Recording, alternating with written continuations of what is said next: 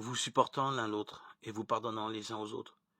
Si l'un a un sujet de plainte contre un autre, comme le Christ vous a pardonné, vous aussi faites de même. Colossiens 3,13. L'amour supporte tout. 1 Corinthiens 13, 4, 7. Certaines personnes très aimables en société ont un caractère détestable dans leur famille.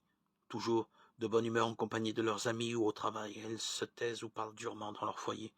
Toujours prêtes à rendre service au dehors, elles ne veulent pas être dérangées par ceux qui vivent sous le même toit. Patientes dans leur travail à la maison, elles s'énervent à la moindre contrariété. D'où vient cette double attitude? À l'extérieur, nous tenons à ce que les autres aient une bonne opinion de nous. Par contre, à la maison où chacun se connaît, nous n'avons pas à jouer un rôle.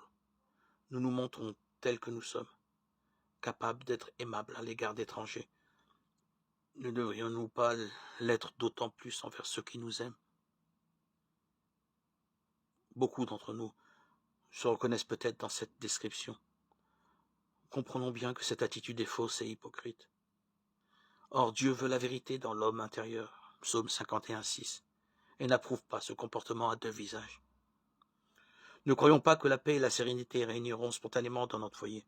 Chacun des membres de la famille doit demander à Dieu d'y refléter les caractères de notre Sauveur, sa patience, son ouverture aux autres, son écoute, sa compassion. Cela nous aidera à nous supporter, même si ce n'est pas toujours facile. C'est à cela que vous avez été appelés, car aussi Christ a souffert pour vous, vous laissant un modèle afin que vous suiviez ses traces. 1 Pierre 2, 21.